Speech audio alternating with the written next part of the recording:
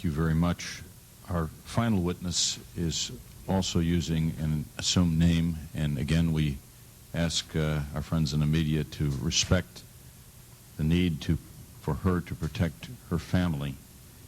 And we finally call on Nayirah to testify. Mr. Chairman and members of the committee, my name is Nayirah, and I just came out of Kuwait.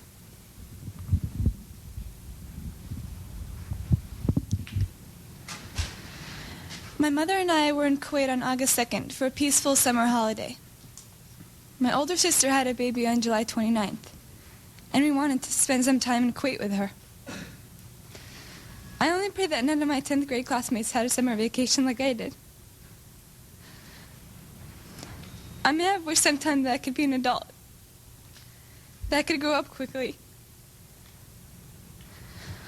What I saw happen to the children of Kuwait and to my country has changed my life forever. It has changed the life of all Kuwaitis, young and old. We are children no more. My sister, with my 5-day-old nephew, traveled across the desert to safety. There was no milk available for the baby in Kuwait. They barely escaped when their car was stuck in the desert sand, and help came from Saudi Arabia. I stayed behind and wanted to do something for my country. The second week after an invasion, I volunteered at the Al-Adan hospital with 12 other women who wanted to help as well. I was the youngest volunteer.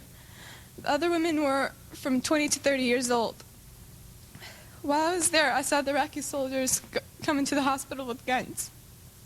They took the babies out of the incubators,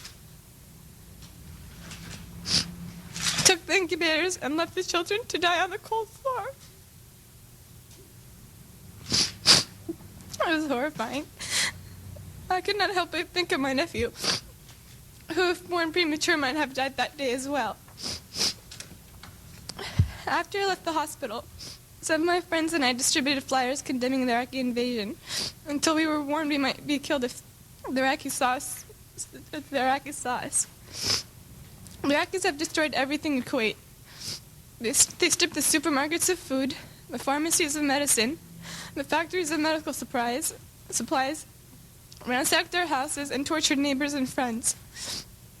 I saw and talked to a friend of mine after his torture and released by the Iraqis. He is 22, but he looked as though he could have been an old man. The Iraqis dunked his head into a swimming pool until he almost drowned. They pulled out his fingernails and applied electric shock to sensitive private parts of his body. He was lucky to survive. If an Iraqi soldier was found dead in a neighborhood, they burned to the ground all the houses in the general vicinity and would not let firefighters come until only ash and rubble was left. The Iraqis were making fun of President Bush and verbally and physically abusing my family and me on our way out of Kuwait. We only did so because life in Kuwait became unbearable. They have forced us to hide, burn, or destroy everything identifying our country and our government. I want to emphasize that Kuwait is our mother and the Emir our father. We repeated this on the roofs of our houses in Kuwait until the Iraqis began shooting at us. And we shall repeat it again. I am glad I am 15, old enough to remember Kuwait before Saddam Hussein destroyed it, and young enough to rebuild it. Thank you. Nayirah, thank you. Let me thank all of our witnesses. We've passed 8 years in the existence of the Congressional Human Rights Caucus. We've had scores of hearings about human rights abuses throughout the world.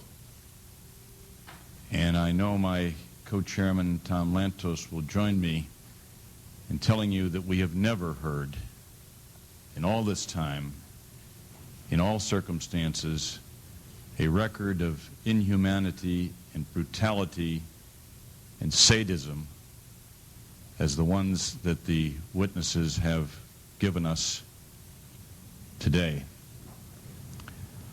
I don't know how the people of the civilized countries of this world can fail to do everything within their power to remove this scourge from the face of our earth.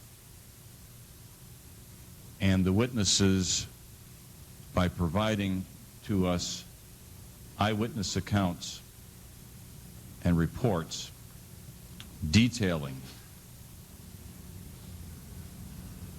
the conduct of the Iraqi soldiers under the command of Saddam Hussein, have done a great service to their country and to ours and to all countries of the world,